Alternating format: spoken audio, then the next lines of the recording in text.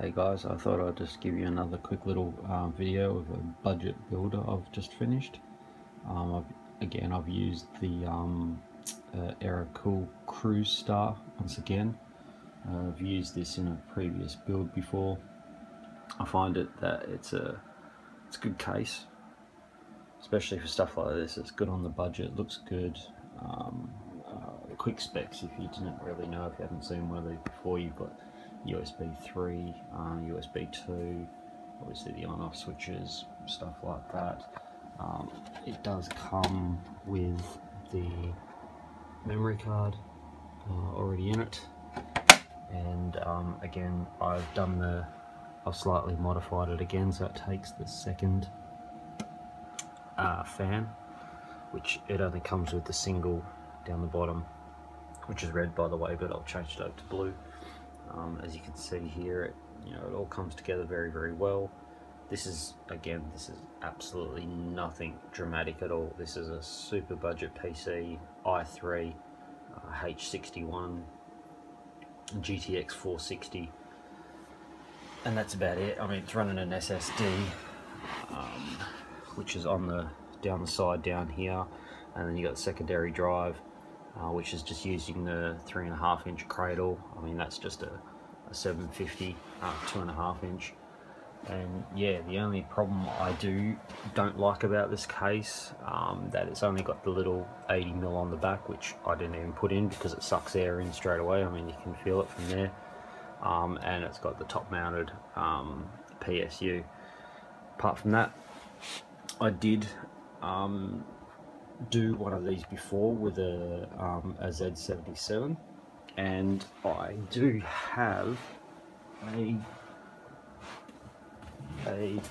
Z68, and as you can sort of see from here, this is quite a large board. It's it's half decent. As you can see, you can do SLI or crossfire. It's a really half decent large board. This itself actually fits in there just. I think you could SLI. I think we spoke about this last time when I used this case to do it. The only problem is, and I've had this last time a few comments as well, is that this is, again, it's this bracket, this full bracket from top to bottom that is your problem, because you can hardly have any space putting the graphics card in.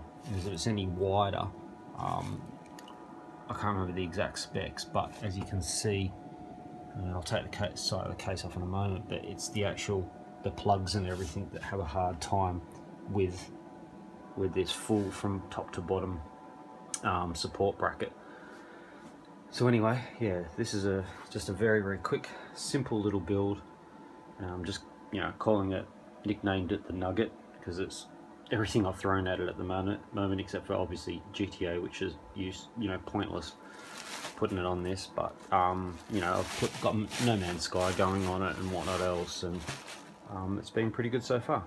All right, give me a sec. I thought I'd just quickly add in as well, like this is running No Man's Sky no problem at all.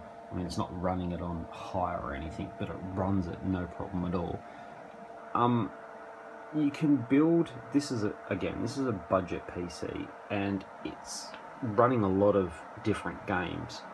This has been a couple little experiments of mine, because I've had a few people that have actually asked me to build them a PC that doesn't cost much money, that can have similar specs to a next gen console. I'm not saying that that's what this is, but it's pretty close. And all up, I mean, getting parts off eBay or from PLE computers or Austin's or wherever, this is not that much money, like dead set, for me to put all this together and buy all the parts. I think, no joke, I think they'll probably spend about $180. It's crazy, as I said, like through eBay or whatever, and just asking people if they've got bits and pieces. Obviously, for things like your hard drives and whatnot else, you've got to be pretty careful in what you buy. Again, you know, like obviously this fan here wasn't that much, but you know, it does the job very well. And I mean, I've stress tested this, no problem. Yes, it gets a little bit warm and everything, but again, just remember guys, BIOS is there to help you. And I'm a massive fan of Asus motherboards. They really do help you with you know, with QFan and whatnot else, and able to. So don't think that you have to spend bucket loads of money to get a crazy rig. Just think, what do you actually want the PC for? And that's what I ask of everybody that I build their computer for, and that's what I usually, well, that's what I do. I build it around what they actually want their, you know, their PC to function as. So yeah, just keep all that in mind, and yeah, any questions, leave it in the comments below, and go from there. Thank you. So this is just a quick little bonus add-on. I realised that on the first video I did of this case, this Aerocool Cruisestar, I didn't really talk about it that much, and I just wanted to show you some of the other pointers that I really should touch on, just for the sake of a lot of people asking me about this case. It does look cool, but there are some downsides to this case, and so I'll just try and do that just super quickly for you. So as you can possibly see from this light, the plastic itself is sort of gloss, and then this is just like a matte finish, and it's just in certain lights it just doesn't, I don't know, it just doesn't look cool. From the front and everything it looks absolutely fine, but it's just that difference in contrast. It's not the same sort of thing. You have other cases that are actually powder coated the exact same color, but you can definitely see the difference between the two. Whatnot else, I mean, it is like cheap plastic.